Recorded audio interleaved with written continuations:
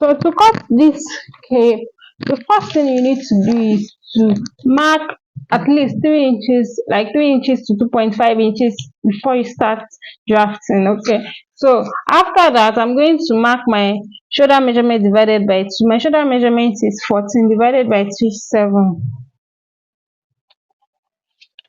Then I will read. After marking my shoulder measurement divided by 2, I will determine the length of my cape. Okay, so that is the longest part, which is around your arm. So for me, I'll be using 10 inches as the length of my cape. 10 inches. Then I'll mark. So I'll just mark, draw a straight line all the way like this. Okay, so after doing this, you need to determine how pointy you want your cape to be and where you want your cape to sit. This is just going to be like the sleeve. You know that the cape is also serve as the sleeve. So for me, I'll just be adding 4 inches to my shoulder measurement. Okay, so that's just like the where the sleeve is going to stop. So I'll just add 4 inches to my shoulder measurement. So in total, I will be having 11 inches. Okay, 11. I'll be having 11 inches in total. Then I'll connect it all the way down.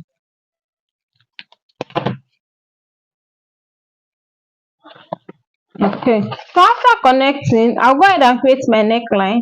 So for me, I'll be using 3.5 by 3.5 for the neckline because I don't want it to be too tight so that it's not going to be choking me. So the neckline depends on what you want. You can do whatever type of neckline. It doesn't really necessary that you do this particular neckline. Okay, so after doing that, you create your sweetheart. So you measure where you want your sweetheart to stop. So I'll be coming up by 2.5 for my sweetheart. Whatever you want is fine. So I'll connect this 2.5 to this part. Okay, so what I'll just be doing basically, this is 2.5. So I'll come up again, then I'll go down just like this. So what I just want to do now is, let me just look for the midpoint of this one, which is 3.5. So I'll know that I'll be coming up around that place. So I'll just use my free hand to do this. Yeah, so this is what we have now. So let me use my marker to trace it out.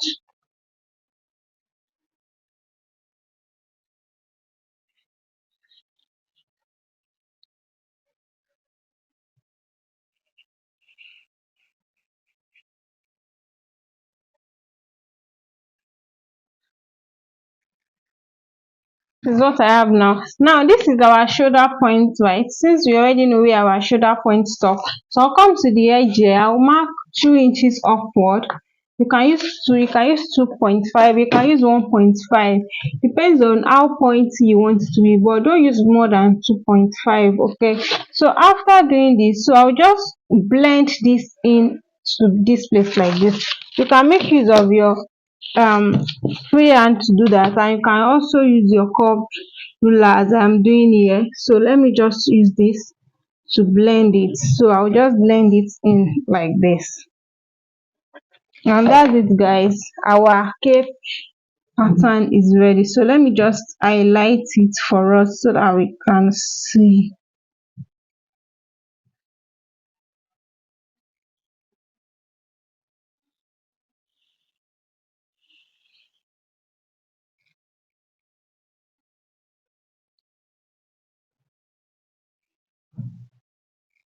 So the cape, this is the pattern. So the only difference between the front and the back is the neckline. So I'll be using this to cut both the front and the back. So for the back neckline, I will be using 1 inch for the back neckline.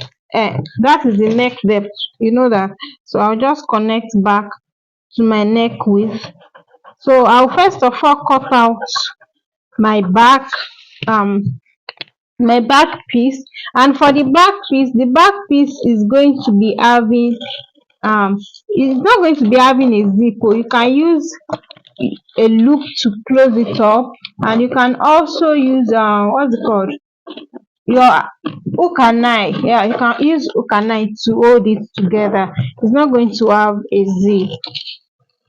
And if you want to add zip to, you can add zip, but for this particular one they did not add zip to it. It's either they use hook and eye or loop to close it up. So I'll just cut this out now. But for the front pattern, for the front piece we'll be cutting it on fold. So this is serving as my back piece for now. By the time I cut out my back piece, I'll cut out the neckline, then I'll cut out my front piece. Okay, so for the front piece is going to be on fold, for the back piece is not going to be on fold. And you are going to be adding your interfacing to both the lining and the fabric, especially when you are using a soft interfacing. But if you are using, let me say, peplum stay, so you are just going to be adding it to either of the two, anyone you want to add it to. If you are using a peplum stay, add it to either of the two. But if you are using a soft fabric, soft interfacing, you are going to be adding it to both the lining and the fabric. Since you know that this is a structured sleeve, it has to be structured. Okay, thing I will do now is to join the fabric together by the side here and the shoulder. Then I'll do the same for the lining. So I'll be joining both sides now, the side and the shoulder, the side and the shoulder for both fabric and lining. So this is what I have. This is the front, okay, and this is the back. The back pieces cut on pieces. And if you are adding your interfacing, remember to add interfacing to both the lining and the fabric if you are making use of a soft interfacing.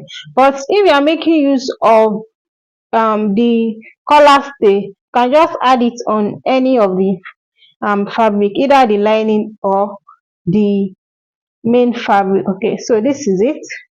This is it. Okay, so I'll just go ahead and add my interfacing there also. Thing I will do now is to join the fabric together by the side here and the shoulder. Then I'll do the same for the lining. So I'll be joining both sides now, the side and the shoulder, the side and the shoulder for both fabric and lining.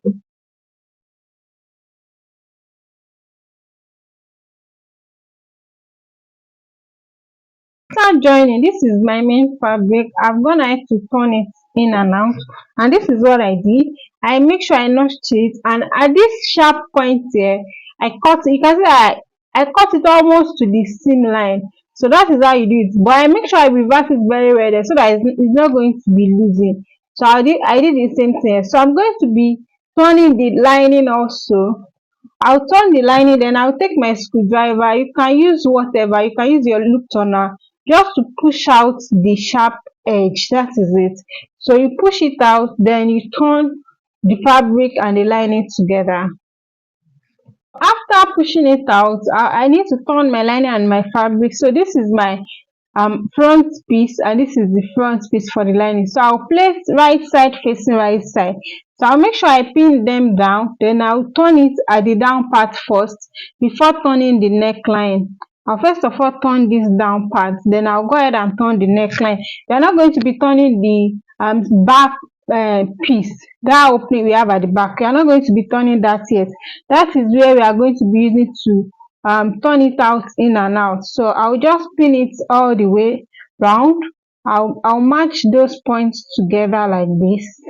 I'll make sure I open up the seam, so you can just iron your seam line open before turning with your lining. So I'll just pin it down like this, and I'll pin it all round, then I'll join. So this is what I have now. Then I have to notch it all around, and at this sharp point I make sure I cut out all the excess fabric that is there. So I will turn it out now, then I'll go and iron it flat. I'll make sure I press it very well, and that is, we're almost through with it. So after turning it out, I'll make sure I iron it out. I press it out very well, and this is, just push it in, push the lining inside the fabric. You know that we join them separately, so you have to push it inside so that they can match up with each other. That is after you must have ironed it. Oh, I'm yet to iron like this. Can you see? I'm yet to iron. This is the front. I'm yet to iron. This is the back. So for the back, you can just top stitch. You can top stitch your back. I'm yet to turn the neck. So I'll turn the neckline. I'll top stitch the back. Then I will iron. Then I'll show you what we have. So for the back, this opening here, you just top stitch. And if you are adding loop stitch, add your loop stitch. Then you top stitch.